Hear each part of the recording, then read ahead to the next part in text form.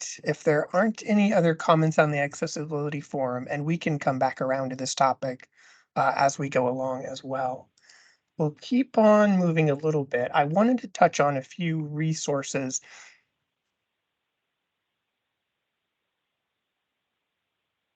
Oh, was someone? Oh, okay. I wanted to touch on a few items that we had talked about briefly last time. Some members mentioned alternatives to Adobe PDF, and so that got me thinking and looking a little bit into what other items or programs or add-ons or things like that are out there relative to Adobe PDF, and maybe some things that might be able to help us in our accessibility and remediation of documents. One of the items that was mentioned was Bluebeam. This is a commercial software um, that costs around $400 per user per year, and it is meant as a replacement for Adobe PDF. It'll open and read PDF documents, and from what I've been able to gather about this program, it seems great for engineering documents and measurements and project collaboration and management and for markups. And in this screenshot here, hopefully it's not too fuzzy, you can see some of the options that you have with this program. This image right here is an example of them overlaying pages together. And in the red and blue coloring, apologies if anyone is colorblind, but they're two separate colors depicted on this page, and they show overlapping or differences between each page. So one page could be an example of a design, and then they've overlaid another document on top of it that shows a difference in the design. And you can see that by different colored markings, as in red and blue, for example, are the differences between the pages. So this seems very engineer focused. I can see how a state DOT would be really eager to get their hands on this kind of a program and for collaboration and for looking at engineering documents in PDF format. As far as accessibility options, I wasn't able to find out too many options about this. It does have optical character recognition, which you can use in the PDFs. But as far as other advanced options that Adobe may have, I wasn't able to find too much. So if anyone uses Bluebeam, maybe you could speak to this a little bit if there are more in-depth accessibility options. But for now, it seems like it's more engineering oriented rather than accessibility oriented. But I did want to highlight that since that was one of the programs mentioned from last time. And we can circle back around to this if anyone has any comments on this. But another option, and I believe we've talked about this one as well, is Common Look. And that is integrated into Adobe. It's more of an add-on. So you open Adobe Reader, and this comes up as an additional layer on Adobe. And they are supporting accessibility standards for web content guidelines, Section 508. They correspond with a number of ISO standards. And we had someone come and demo this product for our agency a couple months ago. And what I was struck with was the ease of use in tagging items in the document. And I think anyone that's worked with Adobe PDF has dealt with so many issues of trying to tag things, figures or images disappearing, tagging and nesting failures, and all sorts of issues that really frustrate someone on the user end. So I think this program is definitely worth checking out for an ease of use factor. It's a little bit on the expensive side. Some of the price quotes we received were $900 a year per license, but it definitely makes your life easier when you're trying to remediate items in PDF. So very quickly, a few more items wanted to explore was Axe's PDF. This doesn't require Adobe Acrobat to use, but if you do have it, it increases its functionality. And it kind of has similar options to Common Look. You can edit tags, reading order, attributes, and other items. But one of the things that seemed very helpful was the ability to edit tables, and not edit in the sense of, you know, splitting a merged cell or turning a complex table into a simple table, but more for helping readability in that you could associate headers with specific cells. For example, you can see under the Sacramento cell here, and you can see all of the associate cells below with the numbers and the values and things like that. So that way it helps the reading order know, which order that it needs to be reading the cells by associating individual cells with their headers to keep the flow consistent. So that seemed to be a really cool feature that this one had that others may not have. And it was a little bit cheaper than Common Look at only $650 a year. So we're moving on from the commercial tools. We're getting into the free and partially free, which I think there are some really good options as well. PDFix or PDFX, however you want to pronounce it, is an interesting tool in that it says it uses AI for professional remediation. And I know whenever anyone hears AI, thoughts of, well, how accurate is this really going to be?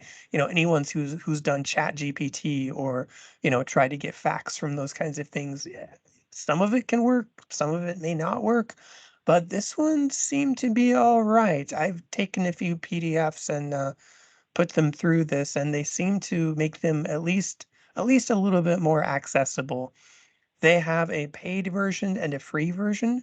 On their website, they have the autofix option where you can just upload your PDF and it automatically fix it, addresses any validation errors according to the PDF UA ISO standards. Unfortunately, the max file size is 4 megabytes, but I think a way around that would be splitting up your PDF document, taking a chunk of it. Like if you have a document that's 10 megabytes, well, separate it into thirds and then upload a third at a time into it and see what that does. So it does have free tools that you can look at if you want more in-depth remediation. It offers more of that at 490 per year with their Desktop Pro option. So, second to last item we have is if anyone does anything with Google Docs, and there's this utility called Grackle Docs that's an add-on to Google that is partially free. And it provides free accessibility scans for Google documents. And you can see on this image here, it scans a document for accessibility issues, looking at images, headings, tables, content, all sorts of accessibility checkpoints that you may have. And in the paid version, you can convert that Google Doc into a tagged PDF that should be Section 508 compliant. So again, this is just for Google Docs, but if anyone deals with that at your agency, that might be worth looking into. Now, the final item will be Pave. And this is a completely free tool developed by Zurich University of Applied Sciences. And this one I felt like had the most potential when I was testing it out. You can see on the right-hand screen the user interface that it uses. It's fairly clean and easy to use and understand. It's similar to the other one where you upload your PDF document directly to the website, and then it marks all of the accessibility issues that it detects. And it's a 5 megabyte limit, but again, we can shrink our PDFs or cut them up and upload them that way. And what I'd like to do now is just take a couple brief minutes to go through this process live and see how accurate it is with a PDF that isn't Section 508 compliant. So bear with me for 1 second as I attempt to upload this document. So hopefully everyone can see the website right here. We're going to go ahead and click on Start Pave. And again, all links are provided in the presentation if you'd like a copy of this link. So we're going to go ahead and start Pave. We're going to upload our file. And this is an example document that we've created. And this document, I went through and cleared out all of the tags in this document. Nothing is tagged, nothing is remediated. This should have all of the errors flagged essentially. So this is supposed to be a very poor document. So we've uploaded it, and already you can see that it's saying it's automatically corrected 24 issues. My one hangup about this is it doesn't really tell me what those issues are, so I'm just going to have to take its word for it that everything, that it fixed what it needed to. But below in the red, you can see all the issues that it flagged: title missing, some content not marked, etc. So we can easily fix that by clicking on the links. For example, we can go to Edit Properties, and it shows us exactly what we need to do to make that change, which I think is fairly helpful, a lot more helpful than Adobe PDF. So let's just put in our blank title. And then, okay, commas aren't allowed for authors, so we'll just delete that. I'll just do last name, and then we'll do save, and that fixes that attribute. Now, some content not marked. Let's go ahead and read this description really quickly. So items that are not marked, they're going to show up as red in the document. And so if we go over to the page here, you can see this figure shows up in red. This isn't its natural color. So it's letting us know there's an issue with this. So we can click on it, and then you can see what it's doing here. It is tagging this image or this figure as a paragraph. So we can click on it, and you can see all the options you can change it to. And we want to change it to a figure.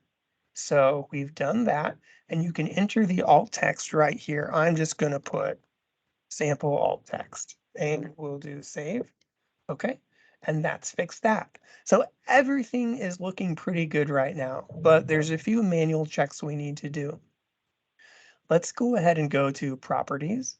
Actually, let's go to reading order actually. And this is going to be the final check, at least the one that I usually do to make sure it's going to flow in the right order. So you can see how you can drag your mouse down and it's going to show exactly the reading order that it's going to take. And if you want to adjust it, for example, if you want to make sure that this figure alt text is read above the figure 1 caption, we can click on it and move it up. And oh, where did it go? Oh, I must have. There we go. There we go. Okay. Actually, let me make sure this works. Okay. Well, for some reason, it's putting it above the paragraph. Ideally, you should be able to just make that work. Well, that's how live things go sometimes. So ideally, this should work. You should be able to drag and drop it in whatever order you want. So maybe there's something going on that we haven't looked at. But one other thing I want to check is this table. And you'll notice this table, table 1, is tagged as a paragraph. That's not correct. It should be tagged as a table. So to fix that, we can go ahead and delete that. And I know a lot of folks do have issues with tables and readability, and that's one of the big accessibility problems, at least that we face on our end. So let's go ahead and click on to delete this item. And then what we can do, we can just drag a square all around this, and we can tag this as a table. And what we can do to ensure that the reading order is correct, it's created its own sample table that we can modify that's going to mirror what is shown in the image. So we want to make sure that this table, it looks like it's, let's see, 1, 2, 3, 4, 5 rows down and with 2 columns. So we'll make that adjustment here. And we can apply the header. First row contains header for the table columns. That's always important. And then what we can do is click on each section of the table and then select that element in the table, if that makes sense. So for this section, variable 1, then data 1, we're just going down the table and it's filling in the table on the left-hand side, and that's exactly how it's going to be read in a screen reader. So that's all correct. We'll go ahead and do save. And let's go down to tasks, and everything seems to be okay. So let's download the document. This will be the moment of truth, if this actually works, if this makes sense for our accessibility checker. So we'll open it in Adobe PDF. Let's go down to accessibility checker. And let's do our check, and fingers crossed. Let's see what happens. Okay, let's see. 2 issues, logical reading order needs manual check, and color contrast needs manual check. So those will always appear in any accessibility check that you do. Page content, everything is tagged correctly. Alt text is passed. Tables. Okay, summary has been failed because there's no summary to this table. We can actually skip this rule because you may not need a table summary if the reading order is correct. So, or if the table is a simple table. If it's a complex table, that's when you might need a table summary. So let's look at the reading order and make sure this is all correct. So, Okay, so it's going to read 1, 2, 3, and then 4. It looks like the reading order is mostly correct. It's tagged as a table. You have the figure with the alt text showing up. So no major issues with this. So let me go ahead and close out of the screen sharing real quickly. I know that was kind of a lot to go through. These sticky situations where you don't know what's going on. Maybe you get a nesting order failure, maybe images are disappearing, or maybe some other weird Adobe PDF things are happening. I think a program like this might be helpful in taking those isolated pages and remediating them and putting them back into the document, or working on whole documents as long as they meet the file size limit. I felt like the user interface was a lot more friendly than Adobe PDF with a lot fewer stranger issues, minus that one order issue that we had with Pave. So apologies if that was super fast. I know that was a lot of information, especially going through the demo like that. But I think the gist of it is there are some programs and applications out there, both paved and both that cost money and that are free that you can use. So I think just experimenting with them and see what helps your situation might be best. So with that, does anyone have any questions about any of that?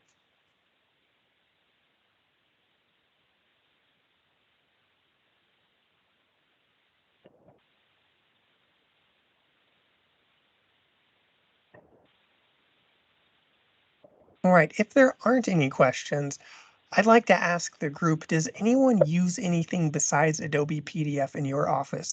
Do you use any of the applications mentioned like Common Look or Bluebeam, or do you do anything besides Adobe PDF?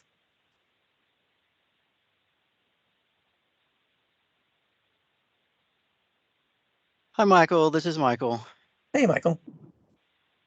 Our the our former editor was using Common Look, and we still maintain a subscription for that.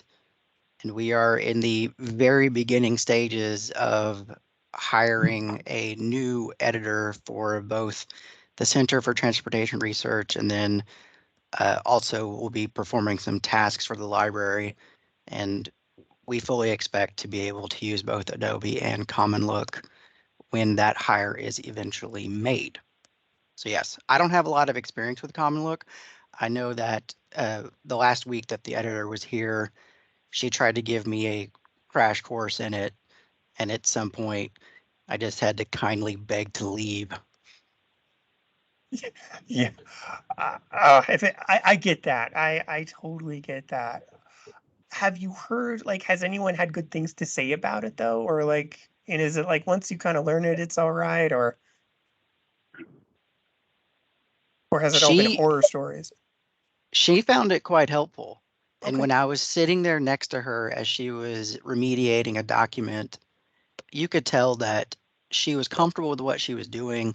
She was able to batch fix multiple problems at once, which I thought was uh, interesting to watch.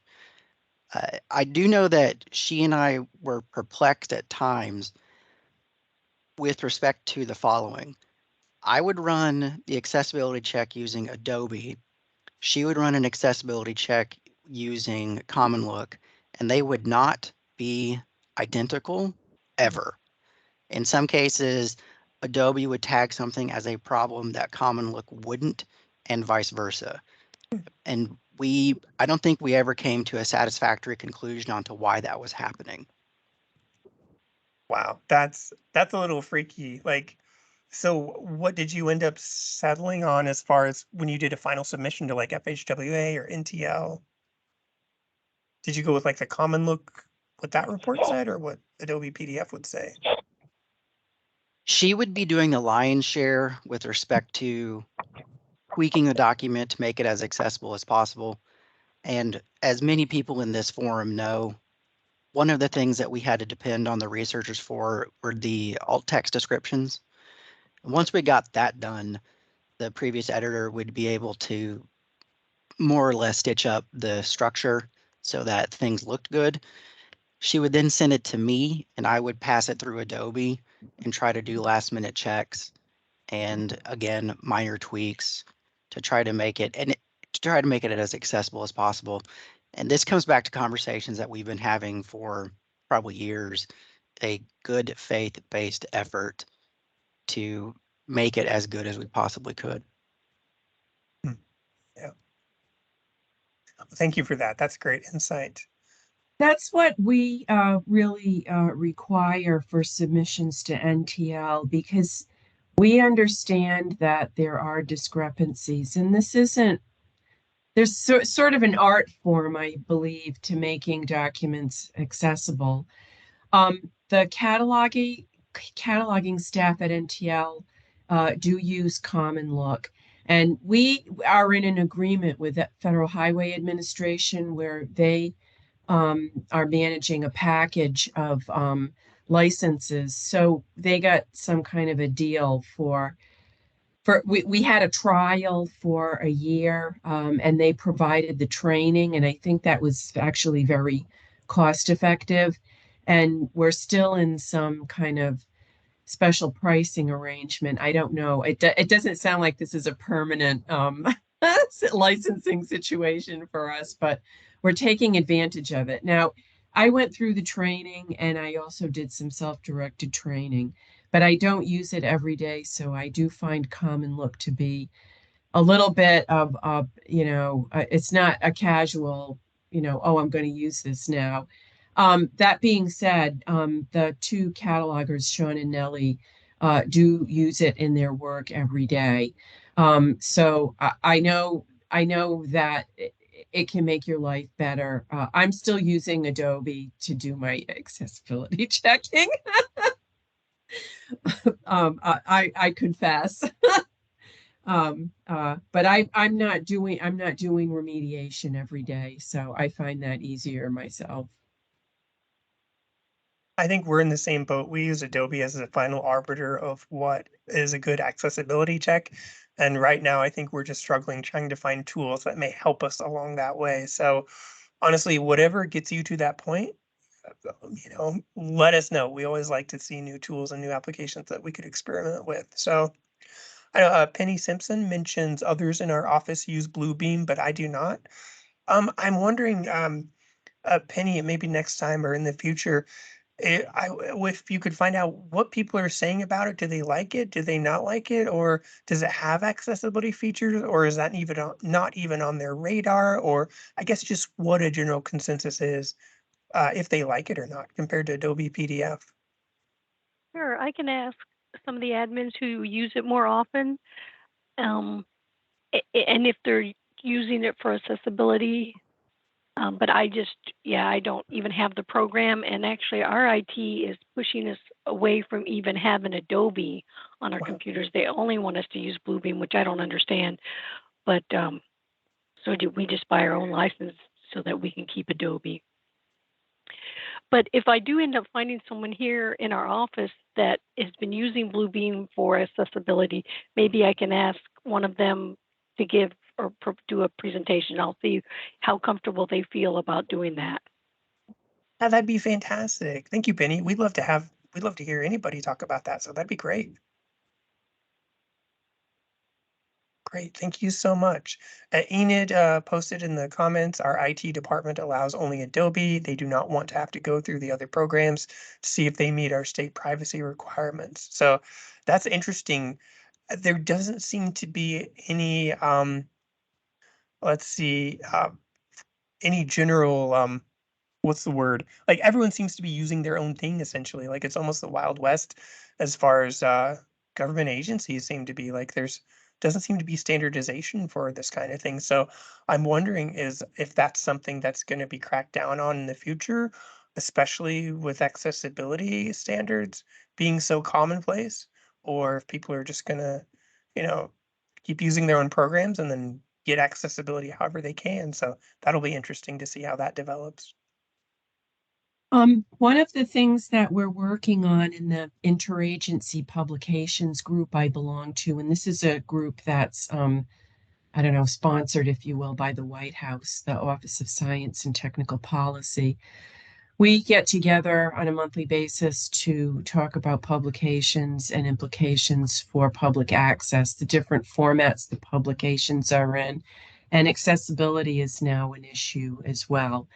So that comes directly from the White House because they're interested in, the diversity, inclusion, equity, and accessibility. So one of the things that we're doing is we're creating a document, a toolkit type document for the federal libraries. It's going to be sort of a best practices inventory of what folks are doing for 508 accessibility. I haven't made my submission yet, but the person who's doing the collating on this is from NIH, and she's very much aware of what we do. And in fact, in almost every meeting, that this community of practice and our LibGuide and some of the things that we do get mentioned, not by me, but by other librarians in the federal government. So that's actually pretty cool. But it also speaks to the fact that we all have an awful lot of catching up to do to be where we need to be. And anyway, once we get that toolkit put together, I will make sure that I share that with this community because it might be interesting to you to see what federal agencies are doing with remediation, 508 accessibility, and their digital submissions. Um, I know that NOAA, I'm very interested to see if I can get some NOAA people involved in this meeting because they actually, I think they're the only agency that I'm aware of anyway that they remediate content when it's submitted. And no, I don't know of any other agencies that are doing that. And I also know that they get quite a bit of technical content because they're NOAA, so they do deal with data products as well. So I just learned about this last week, and as some of you are aware, Rosalind and I have been in training all day, every day since last week, and it's just like mind numbing and time consuming. But as soon as our training is over, I do intend to circle back with NOAA and at least to find out what technologies they're using in their processes to check and to remediate content. And if I could entice somebody to come here and talk to us, that would be even better. But they're our partners in our repository, so we actually spend quite a bit of time talking to them. And this was new that I learned about their digital submissions. So anyway, I will be I'll be following up on that. That sounds fantastic. That'd be great. Thank you, Mary. On that topic, well, first off, are there any other questions or comments before we keep going? Or are there any accessibility issues that you've run into that you would like to either share with the group or maybe have us workshop any problems or anything that's come up recently? Michael, yeah. I am glad you asked because I got this request approximately 2 hours ago. Cool. Yeah, in some of the technical reports that are submitted, there's the inclusion of, let me get the name correct. It's a unit conversion factor table, a modern metric, and then you have approximation from SI units to other units.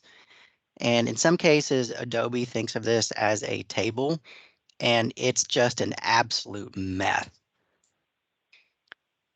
I'm wondering if some wonderful person out there has a PDF version of a unit conversion table that is already accessible so that I may simply insert the good version and extract the bad version. And I can do a share screen to give people some visual context about which I'm speaking. Yeah, go ahead and share your screen so folks can take a look if they're not familiar. And Enid, Certainly. it looks like you have your hand up. Okay. I will share screen for just a moment. Enid, did you want to respond to Mike? Oh, go ahead. Yeah. What we have done, is we have converted it into a PDF, or I mean, into an image. The table is actually universal, and most people who have gone through any engineering classes or who read these journals, what I have found is most people have a copy of that in some format that they use already that is accessible to their needs. Excuse me. So in all of our reports, FHWA requires us to put that into each one of our reports. And they require us to put it in as a PDF, as an image. So we just pick it up, put it in as an image, and then we do all text. But it's universally used through the different engineering schools, through the colleges. So a lot of people already have a copy of it, and then they've already probably converted it to whatever it is that they need. Whether they're someone who is completely blind, they've got it already set up so they know how the table reads. They may have had someone go through and actually build the table for them. But that's the way we've done it. I don't know if that helps you out, Michael, or not. Well, Enid, first off, I think the next time I see you, I'm going to buy you a fish sandwich because I didn't even think about converting it to a figure. That's an amazing idea, and I am eternally grateful that I was able to bring this up today. And again, just for some context, I'll still share screen so individuals can kind of see what we're talking about. So please let me know if you can see a unit conversion factor table. Yes. Okay. Well, Michael, that's the exact one we use. okay, nice. As all of you can see, I've already run the accessibility check, and this particular item has failed table regularity, and it's this element 2. And then just let everybody see, this becomes the reading order. Now, this PDF itself is locked for editing due to other concerns, but I was terrified that I was going to have to go into my table editor and try to piece together the idea that the very top is a header cell that's covering all of the columns and then move through it. Because I think there's 200, 300 different pieces of this. But it seems that I may not have to do that, which is fabulous. Now, I will say that with respect to text.research deliverables, I don't see these tables in every single report. They are in some, but they are not in others. But that's that. Yeah, the Turner Fairbanks guide that a lot of research groups use actually goes through and it says, here's how your cover page should look. Here's how your table of contents should look. But it actually sets out that conversion chart, and it says to just stick it into your document like like you would a picture or a figure. Mm-hmm. And FHWA, there's unfortunately when we send our reports to poor Mary, there are 2 documents in there.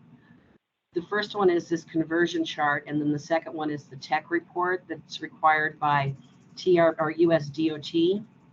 Neither one of them on their face are 508 compliant, but they are required, and they're required for any report that goes into the National Transportation Library. So, it kind of makes us look like hypocrites because we're saying in order to send it to and to put into Rosa P, your report has to be 100% compliant. And US DOT and FHWA and Turner Fairbank, they all say you have to have these 2 tables in there, but neither one of those tables are 508 compliant. And they're the federal documents that are required. So, You know, Michael, it was a hard lesson that we learned, but we went ahead and we're putting those in as images. We do the tech report, we fill the information out, and Mary knows that those ones are going to come through and they're not going to be 508 compliant, and bells and whistles are going to go off. So I hope that helps. We see an awful lot of those tables, Enid. And it's been 3 years ago, because when Sue Sillick was still up in Montana, they put together a group and they sat down with USDOT and said, this, the tech table is not 508 compliant. We have to make it 508 compliant. And they said, yes, we're working on it. Don't worry about it. It has to go to this committee, and then it has to go to that committee, and then it has to, and you can't just change it, because then it's not compliant for USDOT, and then it doesn't meet the requirements of the funding. They give me funding to do these reports. I have to follow A, B, and C. But it's probably been 3 years that they said, yeah, we're working on it, and nothing has happened since. And the technical report documentation page, which is related to that, because you brought up Sue Sillick, and she was so persistent in this, and I really appreciated her persistence with some of the people at FHWA. The technical report documentation page, when they did the pooled fund study, oh my gosh, I guess that was like, about 8 or 9 years ago. They did make an accessible version of the technical report documentation page, and it was on an AASHTO research site, which has since moved. And a month or so ago, I was going to fetch the version of that TRDP, and I couldn't find the page. It's got a new URL. Does anyone know where that moved? Is anybody aware? I don't, and I know that AASHTO was sending it over because it's a USDOT document that we have to replace, and they had sent that AASHTO document over to USDOT because it was accessible. Yeah. And USDOT has not done anything with it, and they're the powers that be. Well, it's a big problem, and I'm part of those powers, but I'm powerless. So a lot of the issue lies with FHWA, and they're wanting to make a communication change within their research program. The last administration actually canceled the DOT, or the government order that required the technical report documentation page. So there is currently no order mandating that page. However, it is FHWA policy. It's also NTIS policy. They like that standard form. I can't remember the number, but it's the TRDP is based on it. So a cover sheet type form is required. So anyhow, one of the things that I'm working on this summer, and I'm working on it with Leighton Christensen, is while we're getting ready to roll out some of the updates to DOT's public access plan, we are simultaneously synchronizing that with the online submission form that we piloted a couple of years ago, and we want to make that live.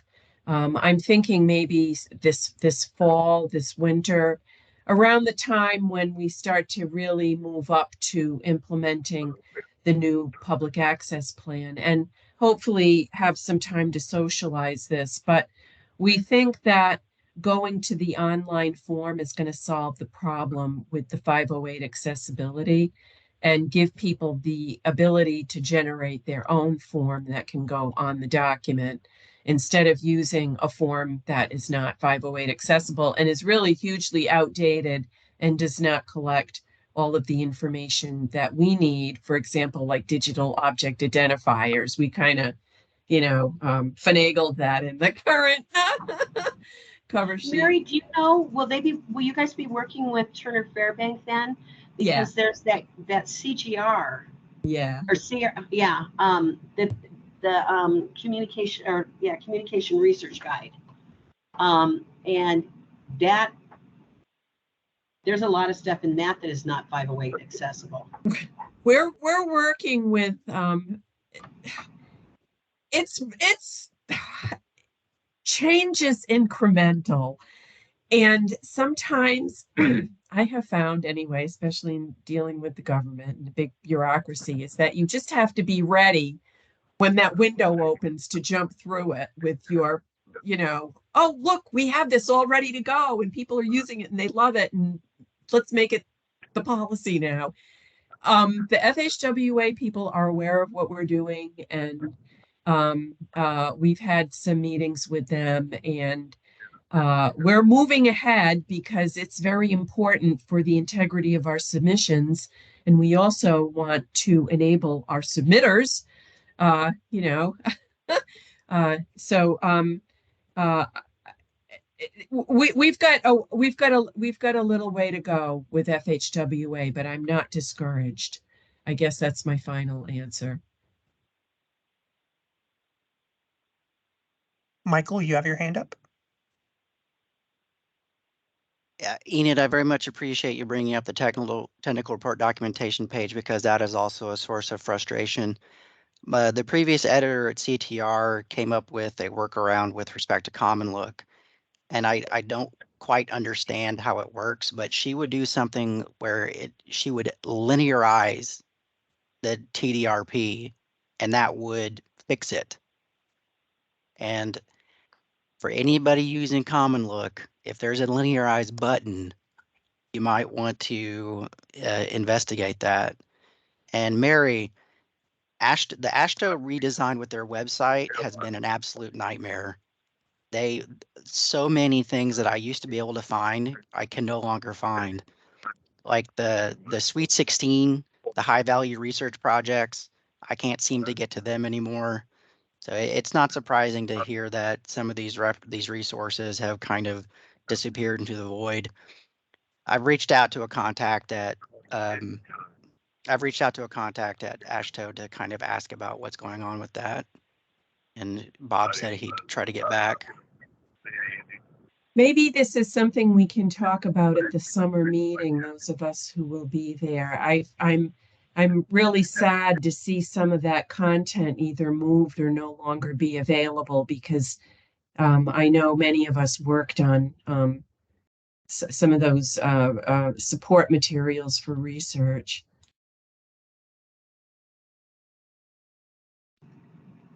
I'll check too and find out if I can find out where that that workaround page went. Well, I think this has been a great discussion. This is a great point. How many folks are going to the AASHTO RAC meeting next month?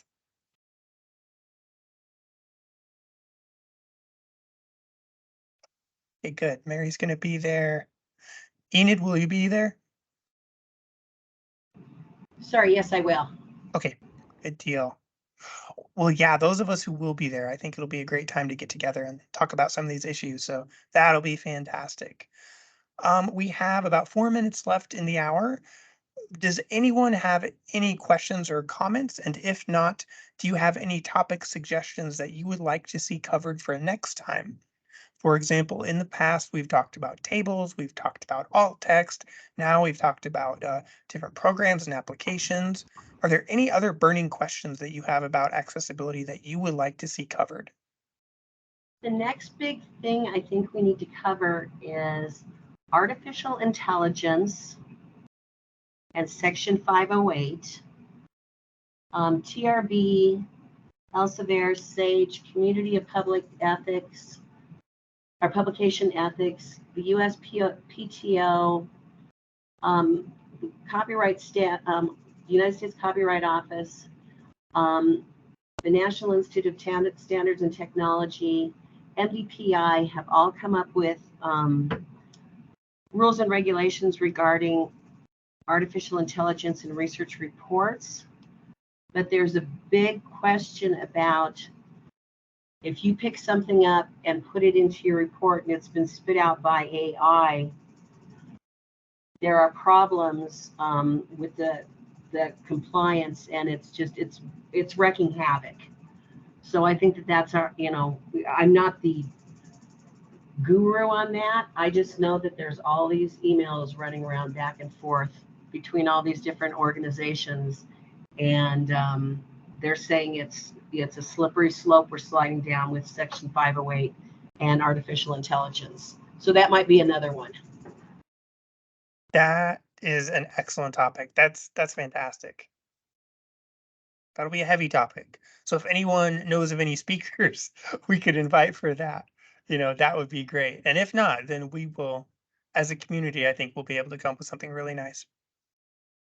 Our And next Michael, our next meeting is in August on Tuesday, August 8th from 3 to 4, just FYI. And that's already on the NTKN calendar. Excellent. And- Thank you, Mary. And Michael? Yeah. if you recall when I emailed you this week, there's the bizarre issue of other elements, alternate text failure. Yeah. I see this periodically and I want to pull my hair out because I don't understand why it's showing up. And in some cases, when I go to the Adobe help pages, it says that the Adobe screen readers, they won't even read it. So it's not a problem, but it is a problem. And this is one of these examples that it would show up with Adobe, but it wouldn't show up with Common Look. Mm-hmm. Now, I don't know how pressing this issue is for people.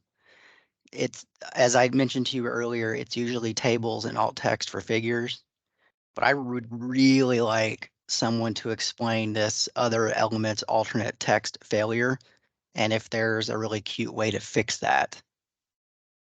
Would you mind sending, if there's an example or a file that has that, could you send that to us or the group? And maybe collectively we can take a look and see what we can figure out. I would love to. Awesome. All right. If you want, send it to either, send it to me or Mary or one of us, and we can forward it on to the group and see what we can figure out together. So Okay. perfect. All right. Well, thank you so much, everyone. This has been kind of a jam-packed hour. I appreciate everyone's feedback. I saw some names I didn't recognize. So if you are new to the group and completely overwhelmed at what's being discussed, don't worry, you're not alone. We all started from somewhere. So if you have questions outside of the meeting you'd like to ask or comments you didn't get a chance to make, please let us know. We'll be happy to help in any way we can, no matter where you are on your Section 508 journey.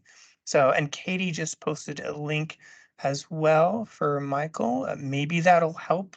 We can take a look. And with that, I don't want to keep anyone too much longer, but thanks again and see everybody in August.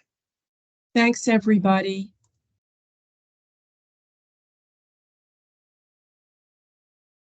Thank you.